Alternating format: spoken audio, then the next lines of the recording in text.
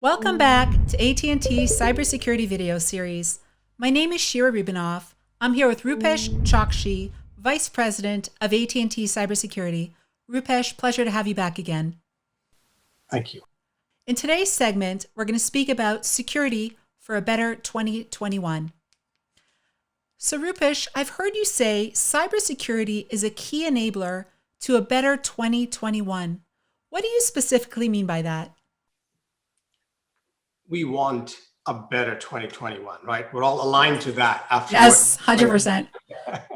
So let's talk about, cybersecurity as an enabler of a better 2021.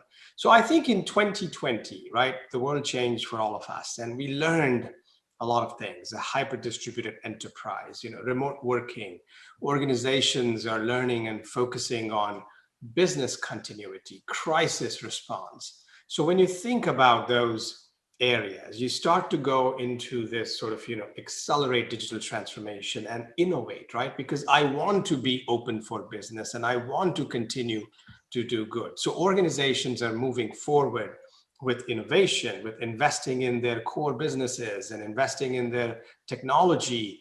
And cybersecurity will play a very important role because the digitization is going to happen, because the attack surfaces are greater, because there's a lot of expansion taking place, because data is very important. It's the key building block of this digital economy, and protecting data is what cybersecurity is all about. So bringing things together with cybersecurity is going to be top of mind, and also will allow customers to return safe from a work perspective or get their business models cranking again.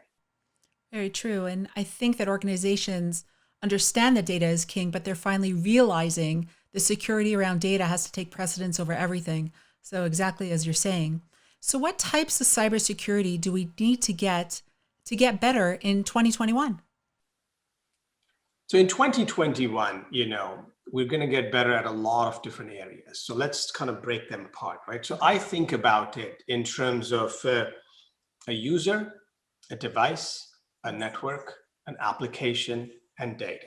So we want to make sure that we are protecting all of this. You talk about identity management and the work that is being done over there. You talk about, passwordless access. You talk about biometrics. So what businesses are doing is really thinking about how can I make sure that my user, my devices, and the protection that I put together.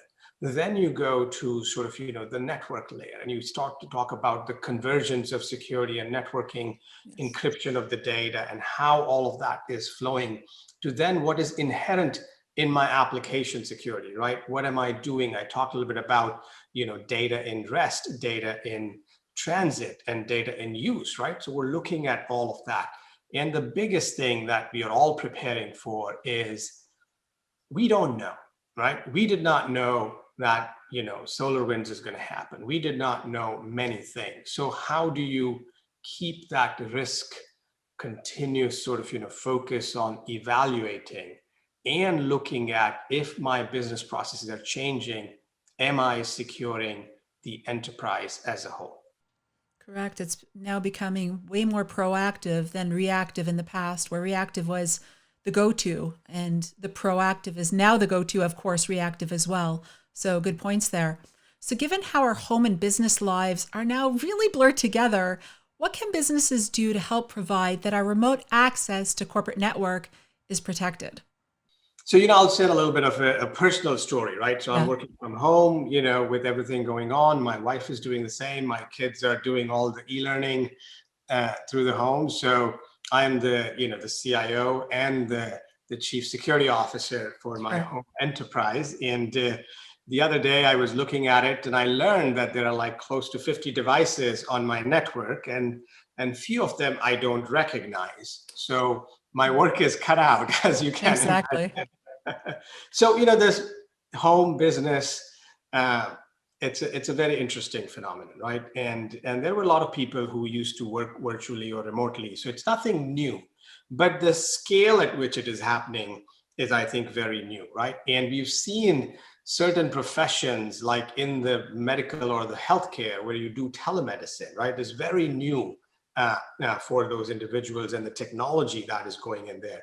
So if you think about the risk is high, it's increased, right? It is significantly higher than what it was before, because now you have a workforce that is utilizing technology at many, many instances of their interactions. Another example, we have customers who have taken their entire contact centers and call centers and have all of those individuals work from home. And now those individuals are accessing corporate systems, but also the end user data, right? So now all of that information flow is taking place. Before it was like you go to a physical building and you hunker it down. Now you got to figure out where the 10,000 agents are and how do you hunker all of that down.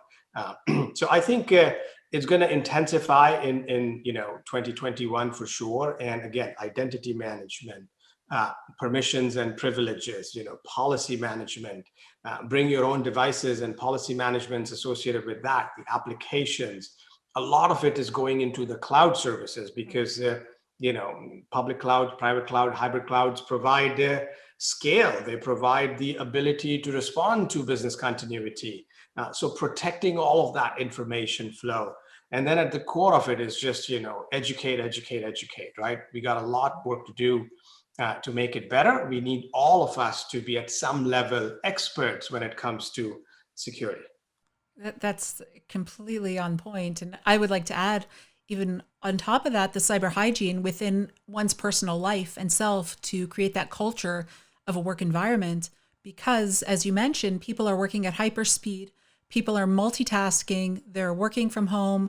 They're dealing with families. They're dealing, as you mentioned, with all these devices on there because you know what? It might be quicker to grab a different device than the right device. So having the right protocols set up within and making a part of culture is very important.